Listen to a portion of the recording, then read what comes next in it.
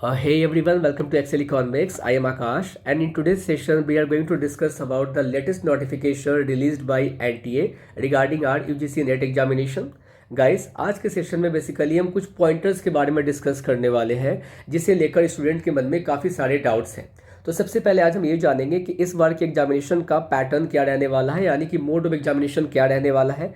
खास करके अगर हम बात करें इकोनॉमिक्स की एग्जामिनेशन डेट कौन सी हो सकती है, जो हमें ऑफिशियल नोटिफिकेशन से पता चलता है उसमें कौन कौन से रजिस्ट्रेशन के रिगार्डिंग डिटेल्स प्रोवाइड करवाए गए हैं, फी स्ट्रक्चर क्या रखी गई है इस बार, और जब हम फॉर्म को फिल कर रहे होंगे तो किन किन डॉक्यूमेंट्स की रिक्वायरमेंट वहाँ हमें पड़ने वाली है, और साथ ही साथ हमें जब फोटो अपलोड कर रहे होते हैं फॉर्म फिलिंग के दौरान या फिर अपने सिग्नेचर को अपलोड कर रहे होते हैं तो जो परेशानी हमें देखने को मिलती है हम उस साइज में कन्वर्ट नहीं कर पाते, उन सब पॉइंटर्स का रिगार्डिंग आज हम चर्चा करने वाले हैं.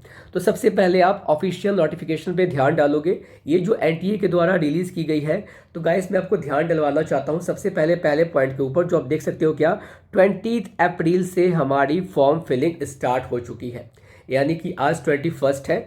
कल से आपकी फॉर्म फिलिंग डेट स्टार्ट हो चुकी है, जो कि लास्ट डेट आपकी 10 मई रखी गई है. आप 20 तारीख से लेकर 10 मई तक फॉर्म को क्या कर पाओगे, फिल कर पाओगे. साथ ही साथ जो आपकी एग्जामिनेशन फ़ी है वो आप 11 से लेकर 12 मई तक क्या कर पाओगे, पे कर पाओगे. और अगर आप पे नहीं कर पाते हो उसके रिगार्डिंग तो फिर आपको क्या होता है, एक्स्ट्रा चार्जेस के साथ फ़ी पे करने पड़ते हैं. तो मैं आपसे रिक्वेस्ट करूंगा कि डेडलाइन के भीतर ही क्या कीजिए, आप अपने फॉर्म को फिल कर लीजिए. उसके साथ साथ अगर फॉर्म फिलिंग करने के दौरान आपसे किसी प्रकार की कोई मिस्टेक हो गई है तो उसके रिगार्डिंग करेक्शन विंडो भी ओपन की जाएगी, जो 13 मई से 15 मई उसकी डेट रखी गई है करेक्शन विंडो की, जहां पे जो भी आपसे त्रुटि हो गई है उसे आप सुधार पाओगे. ओके, अभी आपके एग्जामिनेशन सेंटर के बारे में डिटेल्स पता नहीं चलना है, बिकॉज आपको पता है कि पिछली दफ़ा भी हमारे जो एग्जामिनेशन सेंटर के रिगार्डिंग डिटेल्स आया था वो लगभग एक सप्ताह पहले आपको देखने को मिलता है. तो इस बार भी आपको वैसा ही कुछ देखने को मिलेगा. बात समझ में आ गई.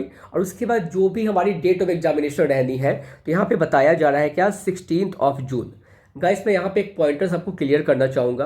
अभी हमारे देश में इलेक्शन का माहौल चल रहा है, जो कि लास्ट जो इलेक्शन है वो 1 जून तक रहने वाली है, और उसके बाद जो इलेक्शन के रिजल्ट जारी किए जाएंगे वो 4 जून को किए जाएंगे.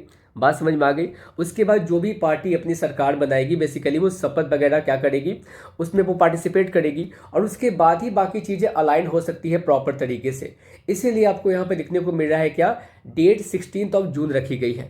लेकिन अगर मैं बात करता हूँ आपके इकोनॉमिक्स एग्जामिनेशन का रिगार्डिंग तो आप एक्सपेक्ट कर सकते हो कि 16 से लेकर 25 जून के बीच में हमारी इकोनॉमिक्स के एग्जामिनेशन होने के काफ़ी ज़्यादा चांसेस है. तो लगभग हमारे हाथ में अभी से आप देखोगे तो एग्जैक्ट 2 महीना बचा है हमारे एग्जामिनेशन को प्रिपेयर करने के लिए. शायद अगर आपने ध्यान न दिया हो तो मैं आपकी जो ध्यान है एक तरफ केंद्रित करवाना चाहूँगा. आप देखो इस बार जो एग्जामिनेशन होने हैं ना 83 सब्जेक्ट्स के, वो एग्जामिनेशन अब OMR पैटर्न पे होने वाले हैं, यानी कि जहाँ पे आपको पेन एंड पेपर का इस्तेमाल करना पड़ता है. यानी कि इस बार की जो एग्जामिनेशन होनी है वो ऑफलाइन मोड में आपकी एग्जामिनेशन होनी है. और अगर मैं आपको बताऊं तो ये बहुत हद तक अगर देखा जाए तो बहुत तरीके से सही भी है, पॉजिटिव न्यूज़ है स्टूडेंट के लिए. खास करके जो भी परेशानियां फेस करनी पड़ती थी रिगार्डिंग स्क्रॉलिंग एंड ऑल, जब हम पैसेज जैसे क्वेश्चन को सॉल्व कर रहे हैं या फिर जब हम जैसे DI जैसे क्वेश्चंस को सॉल्व कर रहे हैं बेसिकली, तो उस समय स्क्रीन पे माउस के जरिए स्क्रॉल करने पे काफ़ी तरह की परेशानियां आया करती थी, जिसके कारण से हमारा टाइम भी कंज्यूम हुआ करता था. अब क्या होगा कि आपको पेन एंड पेपर का इस्तेमाल करके ही एग्जामिनेशन देना है, जो कि मैं समझता हूँ एक तरीके से पॉजिटिव साइन ही है आपके लिए. तो इस बात को ध्यान रखेंगे. ये one of the major changes है जो हमें इस बार के नोटिफिकेशन में देखने को मिली है. हालांकि ये पहली दफ़ा नहीं है जब हमारी एग्जामिनेशन ऑफलाइन मोड में होने वाली है. पहले भी जो आपकी नेट की एग्जामिनेशन हुआ करती थी वो ऑफलाइन मोड में ही हुआ करती थी, वापस से उसे ऑनलाइन में कन्वर्ट किया गया था, और फिर वापस से हम ओल्ड स्कूल की तरफ बढ़ रहे हैं. बेसिकली हम अब CBAT में एग्जामिनेशन न देकर ऑफलाइन मोड में एग्जामिनेशन दे रहे होंगे.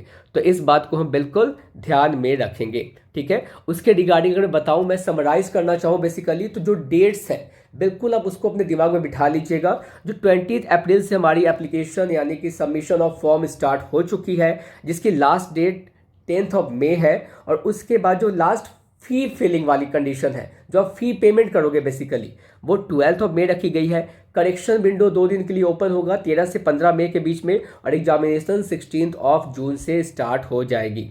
ओके, उसके बाद अगर मैं बात करता हूँ एप्लीकेशन फ़ी के रिगार्डिंग, तो आप सब देख सकते हो कि अगर आप जनरल कैटेगरी से बिलोंग करते हो, बेसिकली अनरिजर्व कैटेगरी से, तो आपके लिए 1150 रखा गया है। अगर आप EWS या फिर OBC कैटेगरी से बिलोंग करते हो तो आपकी फीस स्ट्रक्चर 600 रुपये रखी गई है। और अगर आप SC ST OBC या फिर थर्ड जेंडर से बिलोंग करते हो तो आपकी जो फीस स्ट्रक्चर है वो 325 रुपये रखी गई है। और ध्यान रखेंगे, अपने कैटेगरी वाइज ही फी पेमेंट करेंगे।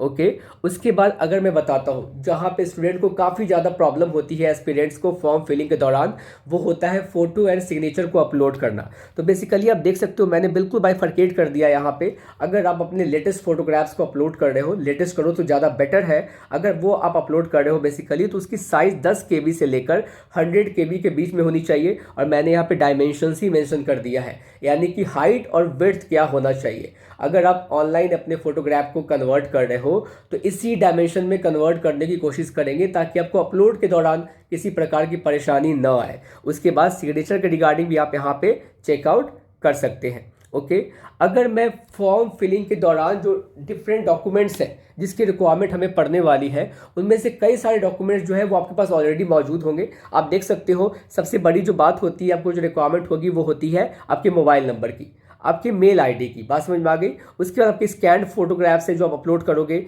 स्कैन सिग्नेचर्स हैं, और उसके बाद जो बाकी सारी चीज़ें देख रहे हो ना गाइस, ये ना भी हो तो चलेगा, बशर्ते आपके पास ना कोई प्रूफ आईडी होना चाहिए। आमतौर पे आप अपने आधार कार्ड या फिर पैन कार्ड का इस्तेमाल कर सकते हैं फॉर्म फिलिंग के दौरान। लेकिन अगर आप PWD कैटेगरी से बिलोंग करते हैं तो आपको मेडिकल सर्टिफिकेट लगाना पड़ेगा। और अगर आप डिफरेंट कास्ट से बिलोंग कर रहे हैं तो बेसिकली आपको वहाँ बताना पड़ता है कि आप किस कास्ट से बिलोंग कर रहे होते हो। ठीक है, तो ये सारी जानकारी थी जो मैंने सोचा कि आपको पॉइंट बाय पॉइंट बता दिया जाए।